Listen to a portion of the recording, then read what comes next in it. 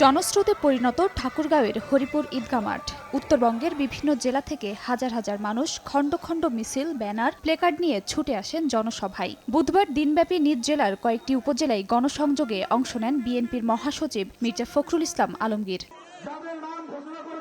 ক্ষমতাচ্যুত আওয়ামী লীগ সরকারের মতো নৈরাজ্য সৃষ্টি করলে বিএনপির একই দশা হবে বলে হুঁশিয়ারি দিয়ে নেতাকর্মীদের প্রতি সংযত হওয়ার আহ্বান জানান দলের মহাসচিব। বলেন, নির্বাচন ব্যবস্থা সহ রাষ্ট্র সংস্কারে অন্তর্বর্তী সরকারকে সময় দিতে হবে। আমরা মনে করি যে নির্বাচন করতেই হবে এবং এই সরকারকে আমাদের সব সময় সহযোগিতা করতে হবে।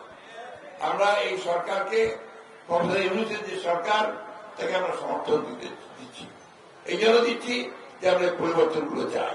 জনসভায় ভারতের কড়া সমালোচনা করে বিএনপির মহাসচিব বলেন, সীমান্তে হত্যা ও নির্যাতন চালালে তীব্র প্রতিবাদ করা হবে। দেয়ালে দাগ নিয়ে নো টেনশন, থাকলে rainbow Acroplast emulsion. Rainbow paints, the colour of joy. পাশেই আমাদের ভারত আছে না, আমাদের লোকজনকে গুলি করে মেরে দেয় সীমান্তে। প্রতিবেশী হিসাবে থাকতে চাই, কিন্তু আমাদের উপরে যদি কোনো অন্যায় অত্যাচার হয় তার প্রতিবাদ আমরা জানাবো। বৃহস্পতিবার বৈষম্য বিরোধী ছাত্র আন্দোলনে নিহতের পরিবার ও আহতদের সঙ্গে বেশ কয়েকটি অনুষ্ঠানে যোগ দেবেন মির্জা ফখরুল ইসলাম আলমগীর। কারণে আমি আপনাদের সময় সংবাদ, ঠাকুরগাঁও।